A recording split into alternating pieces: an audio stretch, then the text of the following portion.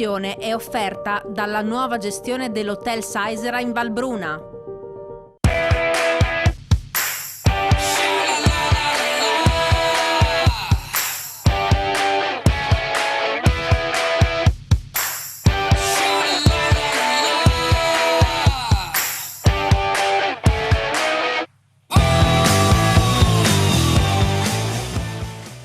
A tutti voi buonasera, bentrovati a questo nuovo appuntamento con Economai FVG, che questa sera vi porta sul cucuzzolo della montagna. Una primissima domanda sul tavolo: quando riapriranno gli impianti, quando partirà ufficialmente questa stagione? Ma non solo, cercheremo di capire quali sono gli umori in montagna, in particolare per quanto riguarda il settore della ricettività, come si è arrivati fino ad ora e come si guarda al futuro. Prima di partire, prima di entrare nel vivo, due numeri che riguardano proprio gli impianti in Italia. Sono oltre 1500, generano un giro d'affari stimato attorno a 1,2 miliardi, che arrivano fino a 7 se si considera anche l'indotto. Vado a presentarvi gli ospiti con i quali parleremo questa sera. Saluto e ringrazio l'assessore regionale alle attività produttive e turismo Sergio Bini. Buonasera, grazie per essere tornato da noi. Buonasera a tutti. Saluto poi Giovanni D'Apozzo, presidente della Camera di Commercio di Pordenone Udine. Buonasera. Buonasera a voi. E poi collegata con noi tramite Skype Paola Schneider, presidente di Federalberghi del Friuli Venezia Giulia. Buonasera anche a lei. Buonasera a tutti voi. Allora, non posso evitare di partire se non dall'assessore Bini, perché la domanda che in tanti si stanno ponendo in questo momento, una domanda che ci poniamo da tanto tempo e che fino ad ora non ha avuto una risposta. Sappiamo quando potranno riaprire gli impianti? Abbiamo il via libera del CTS e poi? E poi stiamo attendendo il via libera dal governo, che non è ancora arrivato, però verosimilmente in Friuli Venezia Giulia gli impianti li apriremo dopo il periodo delle feste di Carnevale, quindi evitiamo quelle giornate perché il rischio di assembramenti è concreto, quindi volendo affrontare la ripartenza della stagione invernale lo faremo con molta attenzione, quindi verosimilmente in quella settimana lì, in quel fine settimana lì. Sì. Quindi questo indipendentemente dal fatto che arrivi il via libera per lunedì 15 febbraio. La decisione mi pare quella della prudenza, sì, in considerazione del fatto peraltro che per 3 giorni i bambini saranno a casa da scuola a inizio della prossima settimana e la voglia di libertà in zona gialla sappiamo essere grande. Sì, l'abbiamo visto, guardate, l'abbiamo visto questo fine settimana nelle nostre città, c'è stato un via liberi tutti con degli assembramenti assolutamente pericolosi, brutti da vedere, quindi noi non vogliamo che questo si possa ripetere nei vari poli montani, quindi la prudenza vuole che si aspetti che i ragazzi tornino a scuola per poi dare il via alla stagione. Poi cercheremo di capire anche un po' più nel dettaglio come si ripartirà in sicurezza, quali saranno le regole del gioco. Si sta parlando tanto anche di un'app che ci verrà in aiuto in questo senso. Ormai questo anno di pandemia ci ha abituato all'utilizzo delle tecnologie su tutti i fronti. Sta di fatto che quindi si va verso una riapertura non per questo ma per il prossimo fine settimana e siamo comunque molto tardi. Lei diceva qualche giorno fa bisogna essere onesti, la stagione ormai è andata. Beh certo, benché vada, tu hai 40 giorni, è chiaro che una stagione è assolutamente compromessa da un punto di vista economico. Non dimentichiamoci poi che c'è il tema della mobilità tra le varie regioni, sembra che il governo voglia posticipare al 5 di marzo la mobilità tra le varie regioni, quindi dovremmo peraltro in questi giorni abituarci a dei turisti autoctoni, quindi con i numeri che questi possono portare dietro, quindi con delle presenze di punta durante i fine settimana, ma insomma durante la settimana con dei numeri non importanti. Il comparto indubbiamente non riuscirà a risollevarsi in queste... cioè è un po' diversa rispetto alla stagione estiva. La stagione estiva abbiamo avuto comunque 2 mesi da metà luglio a metà settembre utili per, non dico guadagnarci su, ma insomma ridurre il buco da un punto di vista economico. Con 40 giorni bisogna essere onesti e sinceri, non riusciremo in questo intento e non riusciranno in questo intento. Vado allora da Giovanni da Pozzo, perché sicuramente sarà impossibile recuperare il terreno perduto, però l'abbiamo detto tante volte, c'è bisogno anche di qualche segnale positivo, di qualche segnale di speranza. Chiudere una stagione senza nemmeno averla aperta probabilmente sarebbe stato ancora psicologicamente, oltre che economicamente, più difficile. Sì, è importante ristabilire un clima di fiducia. Questo a livello di popolazione, di cittadini che quindi sono consumatori, a livello di imprenditori. Tutti ne siamo consapevoli del problema sanitario, lo conosciamo benissimo, siamo tutti pronti a fare i vaccini, ci auguriamo di uscirne nel più breve tempo possibile, però si vuole ritornare con tutte le prescrizioni dovute ad una pseudo normalità che ridia fiducia. In questo momento è forse la parola più importante ed è quella che ci si attende con degli atteggiamenti meno paternalistici e più di buonsenso anche da parte del nuovo governo. E questa riapertura, come diceva giustamente l'assessore, è una riapertura in coda, quindi quello che è perso, soprattutto nel periodo natalizio, le scolaresche nei mesi di febbraio e quant'altro, però se non altro dà anche agli operatori in un'annata dove sono state nevicate pazzesche, eccezionali, era non so da quanti anni, decenni che io non mi ricordavo tanta neve, almeno la possibilità di intravedere che un po' alla volta si torna ad una pseudo normalità, pur condizionata chiaramente da tutto quello che sappiamo benissimo che deve essere con grande attenzione prescritto sia agli operatori ma sia anche in questo caso agli utenti, agli sciatori. Qui non stiamo parlando solo di operatori della neve in senso stretto, ma ecco, considerando anche l'indotto, è l'intera montagna a questo punto che guarda, no, a questa data d'inizio con preoccupazione ma anche con tanta speranza, perché poi questo è. Certo, la montagna, pur con tutti i suoi problemi, però ha una sua complessità. Ha una sua complessità economica in cui ci c'è una componente importante, in particolar modo nel fondovalle Carnia, nel settore manifatturiero, ha una sua componente importantissima nel mondo dell'artigianato, una sua componente nel commercio che quindi fa sponda al turismo. E il turismo in quelle che sono le località, ad Altarvisiano, a Sappada, a Forni, adesso a Piancavallo, non le sto a citare tutte, poi come Presidente della Camera di Commercio di Udine le prendiamo dentro tutte e quindi dobbiamo considerarla nella sua complessità.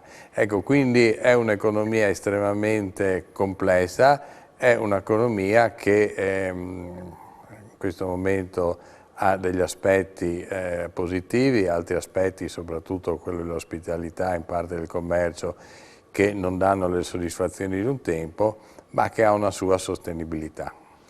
E allora si diceva del settore della ricettività, andiamo a sentire allora Paola Schneider per farci raccontare un po' quali sono gli umori in quest'annata così difficile.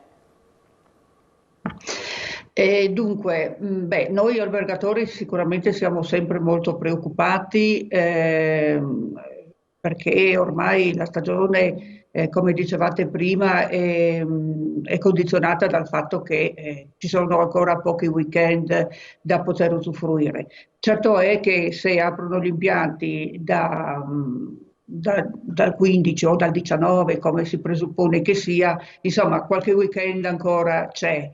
Ovviamente sarà dura perché tanti albergatori ormai non ce la fanno più, tanti restano chiusi, soprattutto quelli più grandi perché non ha senso aprire, è proprio antieconomico, ma quelli che cercano di restare in questo momento sul mercato sperano veramente che vengano aperti gli impianti, ma soprattutto che resti anche bel tempo come oggi, che è una bellissima giornata.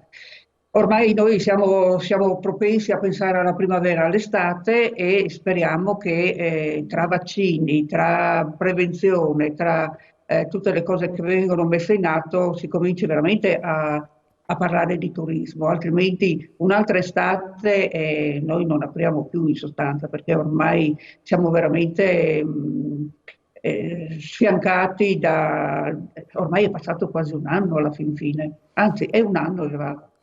È un anno, è un anno. Ricordiamo proprio che con fine febbraio in Friuli Venezia Giulia si registrava il primo caso di Covid. Nel corso dell'estate nella nostra regione, nel nostro paese, non solo naturalmente, si è molto riscoperto quello che abbiamo definito il turismo di prossimità, di necessità virtù. Quest'estate si è andati nelle località più vicine, che fossero del mare o della montagna. Le dico questo per capire quanto vi preoccupa, se vi preoccupa in questo contesto che insomma abbiamo già iniziato a descrivere, il fatto che il governo possa decidere di prorogare il divieto di spostamenti tra le regioni. È seriamente motivo di preoccupazione? Sarà questo a fare la differenza? Ma intanto devo ringraziare veramente tutti quelli del Friuli Venezia Giulia che l'anno scorso sono venuti nelle nostre località e bene hanno fatto, per cui insomma ci siamo salvati grazie a loro, bisogna dire. E credo che anche queste settimane qui, da adesso in poi, il turismo di prossimità sarà quello che la farà alla grande. Detto questo, il fatto di non aprire fra regioni per noi è sempre una batosta, perché comunque anche se i nostri impianti sono abbastanza piccolini rispetto al Veneto piuttosto che altri, ma bisogna anche dire che ci sono soprattutto le famiglie e anche dei gruppi di sciatori che amano venire proprio nella nostra regione proprio perché non ci sono grandi file, gli sciatori sono abbastanza distanziati, si riesce a trovare ancora un'anima diciamo naturale, ecco, per cui se non aprono ovviamente non dico che saremo battuti un'altra volta, però insomma ci mancherà una buona fetta di turisti che amano venire da noi. E allora ci fermiamo, una breve pausa per la pubblicità, tra poco.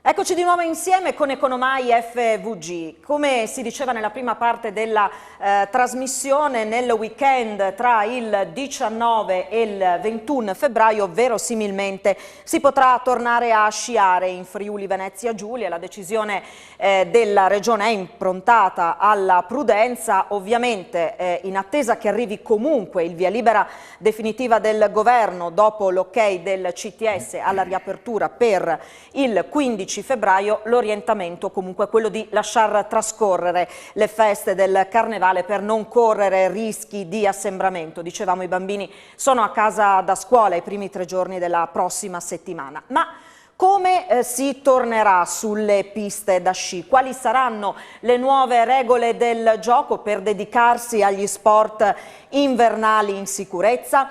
Lo chiediamo all'assessore Bini e ci facciamo anche aiutare da questa grafica che corredava un articolo del Messaggero Veneto di oggi a firma di Mattia Pertoldi. Utilizziamo proprio questa grafica per capire che cosa cambierà, assessore. Ma innanzitutto diciamo che le regole di ingaggio, il protocollo che è stato licenziato ultimo dal Comitato Tecnico Scientifico è frutto di un lavoro intenso che il sottoscritto assieme ai suoi colleghi di tutto l'arco alpino hanno fatto in questi mesi. Parlo di mesi perché purtroppo ci siamo visti spostare di volta in volta quella che era la bandierina per la partenza. Beh, è un protocollo assolutamente rigido, in primis l'attenzione massima alla salute e alla sicurezza degli sciatori. Quindi vai dal distanziamento, dall'utilizzo della mascherina, dell'acquisto degli ski pass giornalieri tramite online, alla capienza massima di presenze, quindi presenze contingentate nei singoli poli. Quindi si cercherà di far di tutto al fine di garantire la sicurezza per i fruitori dei nostri poli. Poi, insomma, lei prima accennava, si è speso molto, abbiamo investito molto come Promoturismo anche per quanto riguarda l'innovazione. Vai dall'installazione dei nuovi 137 nuovi varchi nei vari poli, quindi che consentiranno un afflusso più rapido, più veloce, quindi eviteremo le code, cercheremo di evitare le code, ma poi appunto tutto quello che riguarda la registrazione, la profilazione degli sciatori online, quindi dovranno accedere al sito di Promoturismo, dovranno registrarsi, pazientare qualche ora al fine di avere l'ok e poi l'acquisto avverrà con un semplice click tramite lo smartphone, quindi c'è un cambio importante, all'inizio dovrà essere capito, in questi giorni non le nascondo che stiamo facendo un battage abbastanza importante, ci sono state anche già delle registrazioni importanti da parte dei cittadini del Friuli Venezia Giulia, quindi cercheremo di mettere a disposizione tutta una serie di regole al fine di garantire la massima sicurezza degli sciatori. Ci sarà anche la necessità di avere l'aiuto da parte della polizia locale, della protezione civile, perché non dimentichiamoci che mi riferisco per esempio allo Zoncolan, cito un polo, oltre agli sciatori ci sono anche i camminatori che si presentano soprattutto durante i weekend nelle località, quindi bisognerà fare la massima attenzione. Per quello la prudenza vuole che si parta un po' alla volta, quindi noi spingeremo sui tetti massimi un po' alla volta, non partiremo subito con il tetto massimo assoluto, appunto perché quello che io voglio, ho chiesto al mio direttore generale di Promoturismo, io voglio capire il comportamento che terranno poi gli sportivi. Finora in Friuli Venezia Giulia abbiamo dimostrato, i cittadini del Friuli Venezia Giulia hanno dimostrato grande attenzione e rispetto delle regole. E insomma, sono certo che anche per quanto riguarda l'utilizzo dei poli montani ciò avverrà. Per quanto riguarda la app, sì. Questa quando sarà disponibile? Ma stiamo ancora lavorando su, sarà uno strumento nuovo, innovativo, che permetterà a chi scarica l'app di poter semplicemente con il proprio iPhone verificare quelli che sono in primis acquistare lo ski pass giornaliero è la cosa più banale, ma poi avere a portata di click insomma tutti quelli che sono i servizi non solo legati alla montagna, alla pista dello sci, ma dico io agli alberghi, alle presenze, i servizi e le offerte che possono essere le ciaspolate, che possono essere le camminate, che possono essere le slitte, insomma tutto ciò che la montagna potrà offrire e soprattutto ci saranno dei cruscotti, anche qua molto importante, che i vari capi polio avranno per la gestione in tempo reale degli afflussi. Anche lì per capire quando e che percentuale di saturazione dei singoli poli ci sarà. Quindi molta innovazione al fine di garantire dei servizi sempre più rapidi, perché poi il cliente richiede rapidità, completi, perché il cliente con lo smartphone oggi vuole sapere tutto e deve avere la possibilità di avere un semplice accesso a tutti i servizi che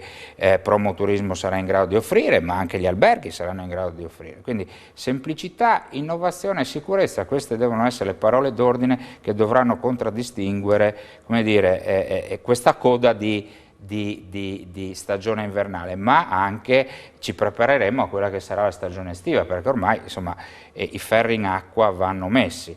Stagione estiva, come ha sottolineato prima la Schneider, che ha dato delle soddisfazioni enormi alla regione, al comparto della montagna, perché la scorsa estate abbiamo registrato dei numeri importantissimi e mi confermerà la Schneider che ci sono stati dei fine settimana dove diverse località hanno segnato il sold out, e questa è una cosa che ci ha fatto capire quanto il Friuli Venezia Giulia è terra ricercata. Guardate, ci sono indubbiamente la percentuale maggiore di turisti erano autoctoni, ma abbiamo avuto anche la possibilità di beneficiare di migliaia e migliaia di turisti del vicino Veneto, Lombardia, Emilia Romagna, che hanno scoperto, credetemi, tanti per la prima volta la bellezza del Friuli Venezia Giulia. E questa insomma è un'arma che noi dobbiamo utilizzare, soprattutto è un tipo di turismo slow, lento, chiamatelo come volete, io lo definisco emozionale, che la nostra regione è in grado di dare bellezze naturalistiche, servizi dati, va potenziato e ci mancherebbe altro, ma lo stiamo facendo con importanti investimenti. Ecco, io quello che voglio sottolineare, la nostra giunta, la giunta Fedriga, ha licenziato nell'ultima stabilità ben 36 milioni di euro per gli investimenti sui vari poli montani, dove tu parli sia dell'inverno, ma quello che io voglio è parlare anche e soprattutto dell'estate, perché può darci delle soddisfazioni incredibili. Guardate, noi quello che stiamo cercando di fare durante questa legislatura è cercare di sdoganare un credo, cioè la montagna non è solo inverno uguale neve, la montagna 365 potrebbe rappresentare in primis per il comparto turistico, ma penso anche per gli introiti della regione una scoperta importantissima. Devi dare servizio non solo quindi d'inverno, ma anche e soprattutto durante l'estate. Andiamo allora a sentire altri operatori del settore. Andiamo a Ravascheletto per sentire che cosa ci ha detto Sara Zanier dell'Hotel Perla. Così sentiamo ancora la voce degli operatori per capire qual è la situazione attuale, quali sono le difficoltà, ma anche le prospettive, appunto.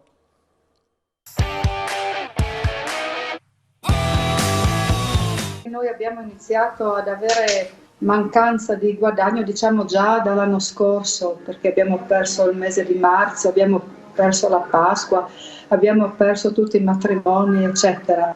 Visto che noi viviamo comunque attaccati all'albergo, abbiamo migliorato alcuni servizi che avevamo già. Abbiamo, diciamo, sistemato, rifatto la piscina, abbiamo ingrandito lo ski room e alcuni piccoli lavori che abbiamo approfittato del tempo che c'era. Con i ristori non ne abbiamo avuti di importanti, diciamo, no? Poi alla fine a noi basterebbe qualcosa, qualche sgravio, diciamo, fiscale, se proprio non ci sono i ristori. In questo momento chiederei di lavorare serenamente, in sicurezza, e di poter al momento ritornare alla normalità. Noi adesso apriamo per San Valentino, non tanto e non solo perché gli impianti riapriranno lunedì, ma per dare, diciamo, di nuovo un colpo di vita, no? A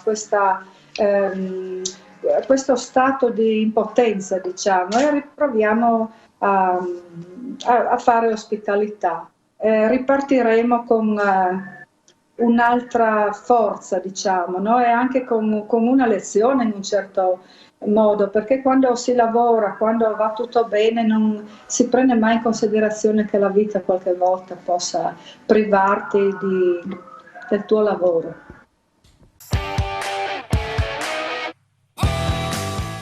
Da Pozzo, c'è bisogno di un colpo di vita, insomma è anche un messaggio di positività nonostante tutte le difficoltà, quello che ci arriva dalla montagna. Sì, le difficoltà sono di tutto il paese, di tutto il mondo. Un paese come il nostro che ha perso il 9% di PIL in un anno, e questa perdita, soprattutto accentuata in alcuni settori, non ci vorrà del tempo prima di ritornare ai tempi passati. Però sono da evidenziare due aspetti positivi che anche la Sara ma la stessa Paola hanno rimarcato. Uno, sì bene i ristori nazionali, quelli regionali che sono stati estremamente importanti, però vogliamo tornare a lavorare. La cosa principale è non vogliamo vivere di sussidio, di ristori, perché sarebbe impossibile e non ci sono neanche le risorse, ma vogliamo tornare a fare il nostro lavoro pur con tutte le regole che ancora ci devono essere e quant'altro, perché l'economia, soprattutto della montagna, è legata a delle attività che si calano poi sul territorio, e molte volte all'interno di questo territorio le attività, soprattutto del terziario, hanno anche una forte componente di tipo sociale. L'altro aspetto positivo è che sì, hanno terribili difficoltà di ogni tipo, però parliamo del futuro, investimenti, c'è chi li ha già programmati, qualcuno li ha già fatti, la Regione ha predisposto un percorso normativo con una particolare attenzione sugli investimenti nel settore soprattutto turistico. Ecco, dobbiamo guardare avanti. Prima o poi torneremo a una normalità, e all'interno di questa normalità dobbiamo anche capire però che il mondo sarà cambiato, non sarà più come prima, le esigenze del consumatore saranno diverse, probabilmente avremo un consumatore più di prossimità che avrà riscoperto il proprio territorio a dimensione regionale, interregionale e quant'altro. La mobilità a livello internazionale sarà un po' più lenta, ma quella riguarda soprattutto le grandi città a grosso flusso turistico, Venezia, Firenze, Milano e quant'altro, quindi pur nella difficoltà accogliamo questo appello che viene dal mondo dell'economia di stringere i denti e pensare a quello che abbiamo davanti a noi. E quello che è davanti a noi deve essere soprattutto corroborato da una grande fiducia che può essere data solamente da un atteggiamento del Paese in tutte le sue componenti, ma in primis anche da un ruolo di chi ci governa. Torno per un attimo al tema dei ristori, perché poi sentiremo anche altri operatori su questo aspetto. Diceva Sara Zanier, sappiamo che c'è difficoltà e capiamo anche che non saranno poi tanto i ristori a fare la differenza, ma che si ragiona in termini di sgravi fiscali, quantomeno per supportare chi ha resistito fino adesso e deve comunque ripartire con una prospettiva di un 2021 che comunque non è così positiva.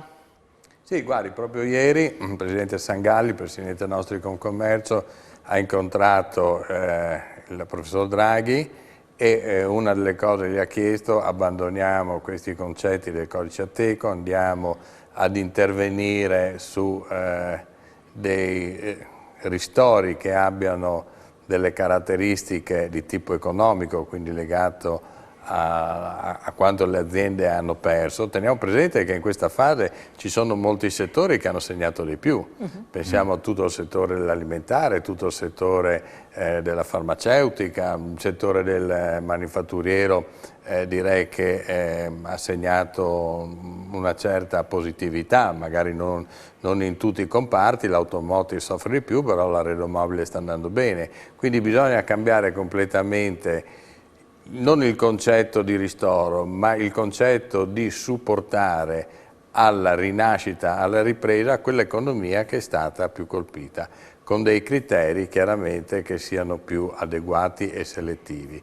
È indubbio che la componente fiscale è una componente importante, ma non per non pagare le tasse, perché c'è un problema di mancanza di liquidità, soprattutto nel mondo del terziario, che non dà la possibilità a chi dovrebbe di pagare quelle poche o tante tasse che deve pagare. Quindi si innesta un problema di liquidità che è legato a un sistema creditizio che è estremamente rigido e penalizzante, soprattutto per le aziende più piccole, a fronte di una necessità che capiamo benissimo. Lo Stato alla fine, se da una parte deve intervenire, deve dare ristori al di là di quelli che saranno gli interventi europei, deve avere anche delle entrate. Quindi bisogna trovare una forma di equilibrio, soprattutto per aiutare le imprese che in questo momento hanno un grossissimo problema di liquidità.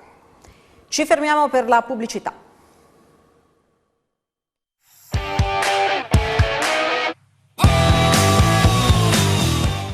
Eccoci di nuovo insieme con Economai FVG. Ripartirei con l'aiuto della grafica. Questi dati del Centro Studi Ufficio Statistica e Prezzi della Camera di Commercio di Pordenone Udine. Qui ci raccontano appunto dei servizi dell'ospitalità. In che percentuale rappresentano il tessuto produttivo? Per quanto riguarda il dato regionale siamo al 9,7%. Per quanto riguarda le aree montane complessivamente della regione, i servizi dell'ospitalità costituiscono il 17,8% del tessuto produttivo. Se guardiamo al dato poi della montagna pordenonese arriviamo al 22,7%, 1064 le unità produttive attive. Torno allora da Paola Schneider. Si parlava poco fa del tema dei ristori o comunque degli sgravi fiscali, di un supporto al settore. Lei come la vede? Ma io mi collego a quello che diceva il Presidente da Pozzo, dandogli tutte le ragioni, e aggiungendo ancora una cosa, che noi chiediamo proprio questi sgravi, questi esoneri, oltre che per il fatto che purtroppo non c'è più liquidità e le banche non ci danno liquidità, ma soprattutto perché avendo spostato tutte le rate e continuando a spostarle, poi alla fine, quando sarà ora, ci troviamo un mare di tasse non pagate per via di quest'anno disastroso, per cui a quel punto se non moriamo adesso rischiamo di morire quella volta quando dovremo pagare tutto in una volta questo po' di tasse, no? Ecco, per cui io credo che questo è un tema che bisogna assolutamente affrontare a livello nazionale e credo anche che una risposta buona e precisa ci dovrà essere, altrimenti veramente non dico solo il settore del turismo, ma tantissimi altri settori andranno veramente in crisi. Questo è da stare molto attenti. Visto che si parlava prima della montagna pordenonese, andiamo un attimo a Piancavallo per sentire Ipazio Ciardo, che è presidente della cooperativa Piancavallo che riunisce 9 aziende. Sentiamo qui quali sono gli umori e le prospettive.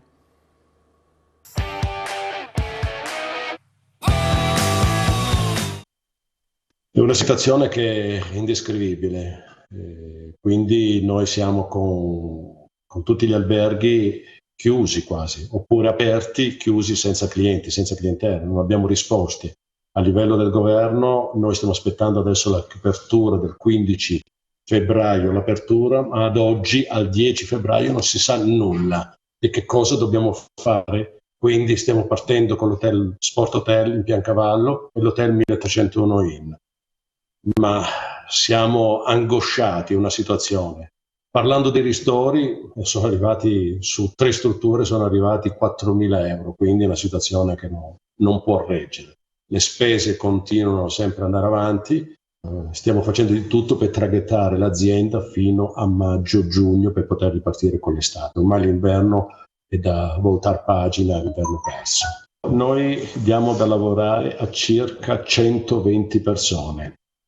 Siamo delle aziende, la cooperativa riunisce 9 aziende Noi in continuazione stiamo disperdendo anche delle risorse umane, perché in tutti questi anni abbiamo creato anche dei collaboratori validissimi, in cui in questo periodo noi da un anno circa li stiamo quasi pian pianino perdendo tutti, perché si stanno riorganizzando a fare anche dei lavori diversi da quelli che hanno ricevuto una preparazione proprio per poter sopravvivere. Quindi noi alla ripartenza ci troveremo con tutte le risorse umane che lavoravano per noi disperse.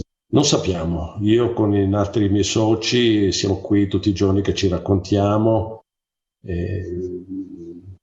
prepariamo il futuro che non c'è, cerchiamo di organizzarci la giornata, che ogni giorno si riorganizza il futuro, perché cambiano in continuazione tutte le situazioni.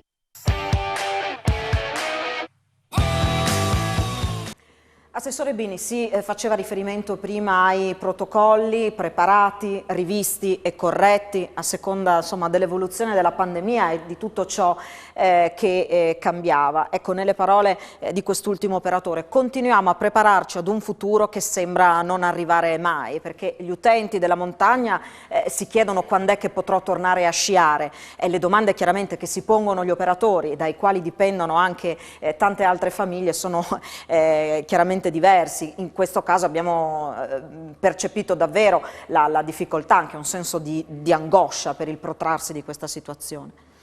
Ma sì, ma allora permettetemi prima di rispondere, di sottolineare quanto ha detto, se non erro, Sara nell'intervento che ha fatto. Questo è l'orgoglio del Friuli Venezia Giulia, questo caratterizza le imprese, gli imprenditori, gli artigiani, i commercianti del Friuli Venezia Giulia.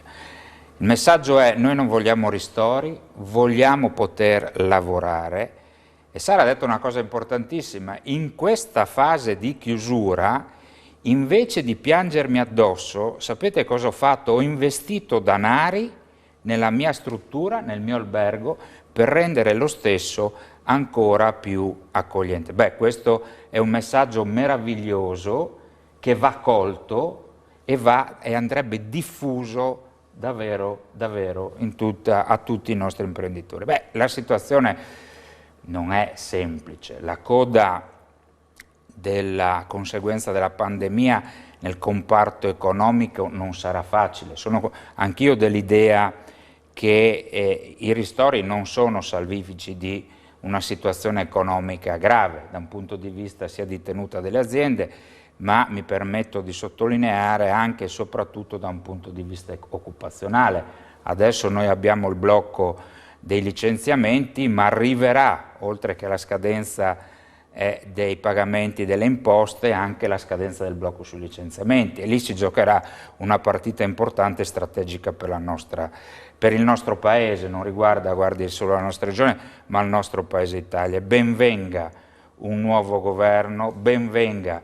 Guardate, quando il professor Draghi ha accettato, seppur con una riserva che mi auguro sciolga nei prossimi giorni, l'incarico, io penso che per il nostro Paese si sia riaccesa una luce di speranza, è quella la speranza, perché credetemi, quando in un Paese, questo vale per i governi centrali, per i governi regionali, per i governi locali, vengono guidati da persone qualificate, preparate, con dei fondamentali importanti, io penso che si possa costruire le prospettive di crescita per il nostro Paese. Guardate, noi in Friuli Venezia Giulia, è chiaro, non è che abbiamo la forza per poter sostenere da soli i comparti economici della nostra regione, però durante la fase emergenziale abbiamo messo oltre 70 milioni di euro, a breve verrà proposto anche il terzo ristori,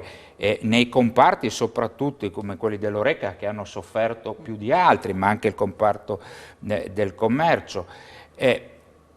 Però guardate, io sono consapevole che non basta, i ristori li abbiamo dati durante la fase emergenziale, adesso pensiamo al futuro.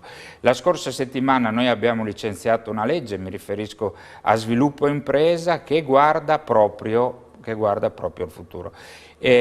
parlavamo prima di difficoltà delle imprese, soprattutto le micro, le piccole e medie imprese che caratterizzano l'ossatura dell'economia della nostra regione, di avere l'accesso al credito. È vero, questa è una grande difficoltà, accesso al credito ma con dei tassi importantissimi. Bene, noi abbiamo rivisto, abbiamo risvoltato il sistema di accesso al credito della regione Friuli Venezia Giulia.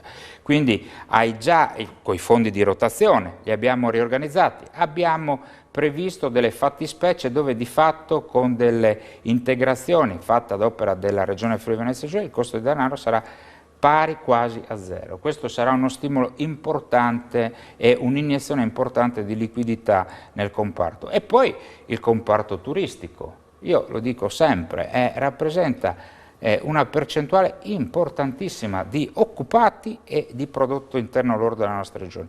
Cioè, come ha detto giustamente il Presidente da Pozzo prima, noi abbiamo investito con diversi capi della legge sul comparto.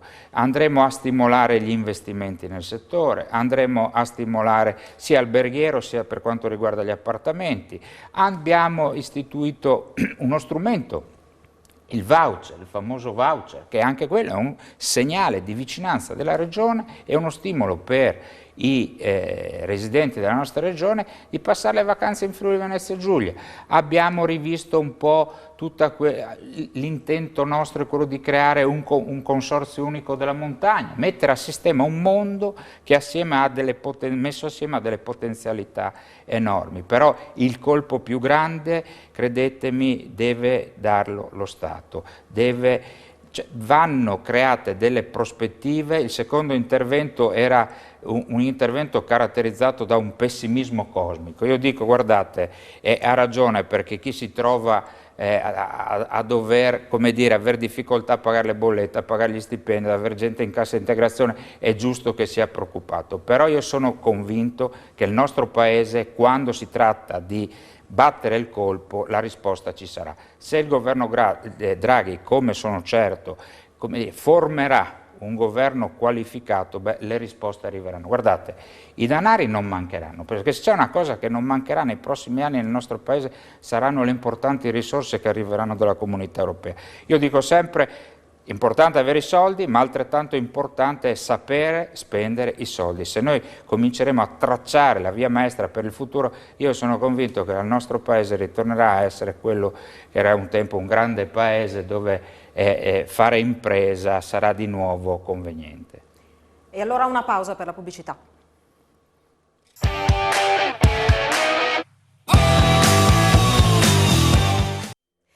Stiamo parlando di montagna in questa puntata di Economai FVG. Torno dal Presidente della Camera di Commercio di Pordenone Udine perché prima della pubblicità si parlava di fondi europei, insomma di denaro che sta per arrivare anche nel nostro Paese. Denaro associato alla progettualità, che è l'altro tema fondamentale. Secondo lei che cosa serve, che cosa è più urgente per la montagna? Faccio un discorso generale, chiaramente, senza limitarci al tema specifico di questa serata. Allora, la montagna copre il 43% del territorio regionale, ha il 5,2% della popolazione e il 5,1% delle imprese. Quindi vuol dire che il rapporto economia-abitanti è in media a quello della regione. Il problema è che un territorio così vasto ha perso popolazione e questo è il tema principale, perché un territorio che ricopre quasi la metà della nostra regione, così poco popolato, richiede poi uno sforzo in termini di servizi che molte volte questo non ha.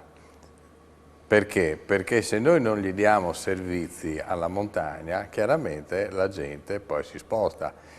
C'è il problema delle scuole, c'è il problema dei servizi amministrativi, prendiamo la parte più estrema, un abitante, un cittadino, un imprenditore di Sappada per fare una pratica, mettiamo anche a livello amministrativo, giudiziario, deve scendere fino a Udine e quant'altro, l'aver privato il mezzo di un punto di riferimento degli uffici giudiziari è stato un grosso errore, non tanto per la quantità di sentenze che venivano fatte, ma proprio per il servizio al cittadino. Abbiamo avuto lo spopolamento della montagna da parte delle forze militari, che erano una loro economia importante. Quindi questo depauperamento, che è un depauperamento più di natura sociologica, porta poi a una difficoltà di natura economica, dove vivere in montagna, pensiamo anche avere un'adeguata copertura per il digitale, pensiamo alle infrastrutture, appena abbiamo maltempo le strade rischiano di essere chiuse, tutto quello che vediamo ogni stagione, ogni anno, più o meno in base anche a quelli che sono gli andamenti meteorologici che colpiscono soprattutto la nostra montagna. Quindi bisogna attivare una politica che la montagna abbia una sua semplificazione se vogliamo che questa parte del territorio torni ad essere un po' più abitata, perché la gente che ci rimane ha voglia di stare in montagna, ha capacità di fare impresa. Infatti abbiamo visto il numero delle unità imprenditoriali è proporzionata a quello del resto della regione, però bisogna dargli dei servizi e bisogna dargli tutta una serie di facilitazioni che proprio per la caratteristica di chi opera in questi territori è quasi un dovere sociale. Pensiamo alle piccole attività di montagna, adesso la Regione, ne parlerà magari poi l'assessore, ha ripreso un concetto molto importante, i piccoli bar, i piccoli negozi che sono nei paesi, che sono le frazioni, paesi che magari hanno qualche centinaio o migliaio di abitanti, hanno un servizio economico, ma hanno un importantissimo servizio sociale, perché se noi priviamo la popolazione anche di questo servizio, chiaramente rendiamo le cose ancora più complicate. Ecco, queste microattività, che chiamarle economiche è un eufemismo, io le chiamerei di supporto al sistema socio-economico del territorio, vanno sostenute, vanno aiutate, gli vanno alleggerite tutti quelli che sono gli aspetti di natura burocratica amministrativa. Purtroppo nel nostro paese, che ha una forte componente sotto il profilo geografico di zone montane, non si è mai fatta una vera politica per le zone montane e quindi questo ha fatto sì che poi la gente anche se ne andasse via. E andiamo allora a vedere questo calo demografico, lo vediamo anche in questo caso con l'aiuto della grafica. Rispetto al censimento del 1951 i comuni della montagna hanno perso 70.000 abitanti, questo è il confronto con il 2019, popolazione più che dimezzata, era di 132.000 persone nel 1951, ora è di 62.471 persone. Poi un altro aspetto che veniva sottolineata riguarda l'andamento delle imprese attive, anche qui la montagna paragonata, come si diceva prima, con la regione. Vedete insomma che la dinamica è facilmente confrontabile, lo vedete proprio da questo grafico in maniera confrontabile però parallela. Esatto, esatto. La montagna, le piccole attività cruciali per far sì, diceva Da Pozzo, che le persone restino in montagna. Abbiamo insomma raccontato in questi anni quanti servizi ha perso il territorio, il sostegno anche alle attività più piccole come segno di attenzione non solo per l'economia ma proprio per chi vive, no? In montagna. Da questo punto di vista anche sviluppo impresa insomma ha dedicato un'attenzione particolare. Ma sì, perché è fondamentale, come ha detto prima Da Pozzo, è che la gente ritorni a vivere in montagna, continui a fare impresa in montagna e ritorni a fare impresa in montagna. Allora tu devi aiutare, perché davvero tu non è che parli di imprese, parli di micro imprese con 1, 2, 3 dipendenti, un centinaio di migliaia di euro di fatturato all'anno, che però hanno una valenza sociale fondamentale. Allora noi in Sviluppo Impresa abbiamo, ma devo dire la verità, già prima il mio collega Stefano Zanier aveva fatto una norma per sostenere le imprese del comparto della montagna. Noi con Sviluppo Impresa abbiamo voluto rafforzare la stessa, aiutando le microimprese, i negozi cosiddetti di vicinato, i quali oltre a vendere i negozi come erano le botteghe di una volta, dove si occupano un po' di tutto, ma nel contempo offrono servizi sociali importanti, fondamentali. È da lì che bisogna ripartire. Credetemi, i giovani, se tu ai giovani permetti di avere, appunto, sembrano banalità, ma non sono banalità in montagna, collegamenti internet, banda larga, la possibilità di utilizzare come dire, i device, dai la possibilità, quindi una infrastrutturazione logistica, quindi di andare a valle con una certa facilità, una certa rapidità.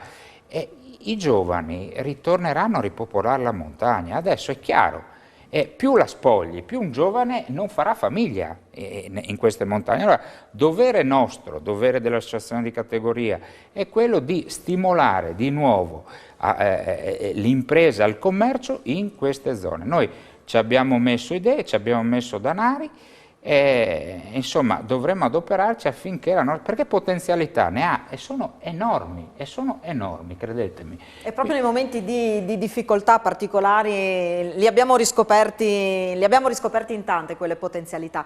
Allora siamo arrivati più o meno in chiusura. Prima di tornare da Paola Schneider farei un salto a Tarvisio, andiamo da Cecilia Buzzi dell'Hotel La Baita, sentiamo che cosa ci ha raccontato.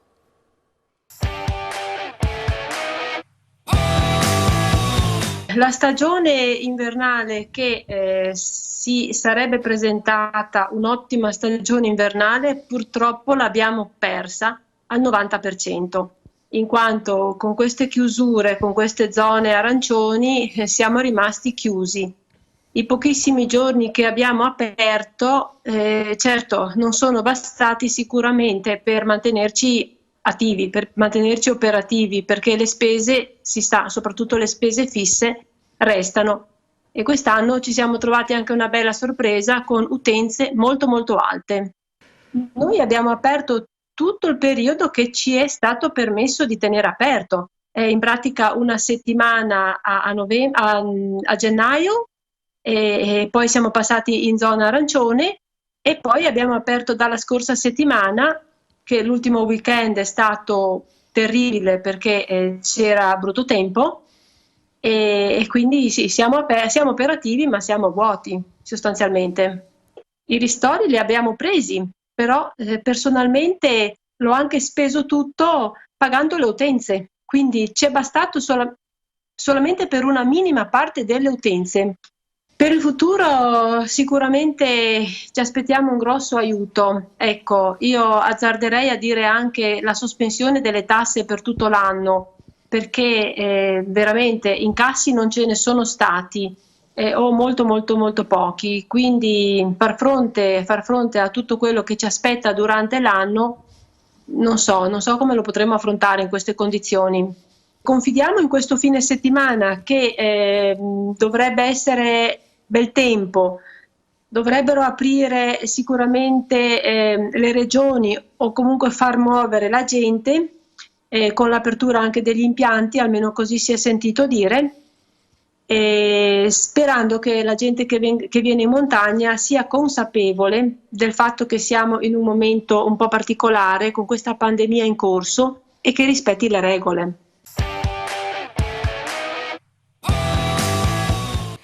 Ripartirei proprio da questo finale, speriamo che le persone rispettino le regole, lo diceva prima l'assessore Bini, si ripartirà quando sarà possibile in maniera graduale, proprio con gli occhi puntati sul comportamento delle persone, che risulterà chiaramente importantissimo in questa fase. Farei chiudere questa puntata Paola Schneider. Allora abbiamo sentito la voce di alcuni suoi colleghi, alcuni speranzosi con ancora un po' d'ottimismo, altri un un po' più provati, diciamo così, da questa esperienza. Che cosa si augura per la montagna? Ma mi sembra che le donne siano un pochettino più speranzose, un pochettino più positive, questo mi fa piacere. Io volevo collegarmi un attimo su quello che diceva sia l'assessore Bini che da Pozzo sul fatto delle piccole attività della montagna. Beh, mi fa molto piacere che finalmente si riproponga qualcosa in più per le piccole attività in montagna, ma io vorrei aggiungere anche che oltre alle piccole attività bisogna guardare anche un attimo le strade, che siamo veramente disastrati. Voi sapete, io sono di Sauris, ma vedere la strada chiusa ogni sera o a tempo per una slavina, per un'unica slavina, è veramente una cosa inconcepibile.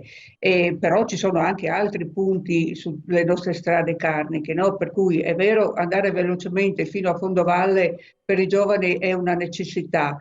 Questa necessità poi deve essere anche in qualche maniera supportata.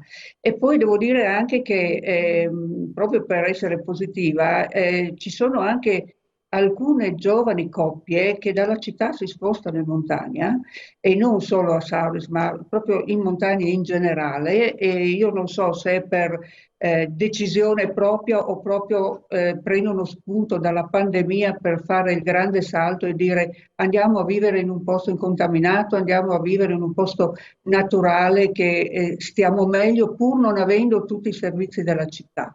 Ecco, per cui questo è una cosa molto importante che bisognerebbe far anche conoscere, e io credo che se ci fossero dei veri incentivi anche per quelli che vogliono tornare in montagna, sicuramente riusciremo in qualche maniera, non dico a ripopolare la montagna, ma almeno ad avere qualcuno in più che viene e che ci porta anche delle novità, delle cose nuove, magari delle prospettive anche che magari noi non ci stiamo a pensare, o che aprono una piccola attività di artigianato piuttosto che altro, no? Perché da piccola cosa poi può nascere sempre qualcosa, per cui questo potrebbe essere insomma un inizio di un qualcosa, ecco, per cui io cercherei proprio tra gli incentivi per le microimprese, tra i trasporti che assolutamente bisogna rivederli, i trasporti delle strade, e tra la banda larga, che per favore cercate di aiutarci ad avere questa benedetta banda larga, che si chiami fibra ottica, banda larga, basta che ci sia qualcosa, ecco, forse qualcosina in più, insomma, si riuscirebbe ad avere, ma soprattutto ad essere anche un pochettino più felici di stare in montagna. Io sono una felice di stare in montagna, sono proprio una vera montanara, però quando vedo che la luce quando nevica scatta, per 2 giorni non ce l'hai, il riscaldamento salta, non sai neanche come farti un caffè, non riesci a scendere a valle, beh, sì, comincia a essere un po' pesante. Poi quando arriva la luce tutto si sistema, perché almeno ci possiamo guardare. Grazie. La ringrazio io per questi spunti di riflessione, anche per queste pillole di ottimismo che ci ha messo. Sicuramente ci sono delle questioni aperte, sicuramente ne riparleremo. Grazie allora a Paola Schneider, grazie a Giovanni da Pozzo, grazie all'assessore Sergio Bini, grazie naturalmente anche a voi che ci avete seguito da casa e ai tecnici in regia. Grazie e alla prossima, arrivederci.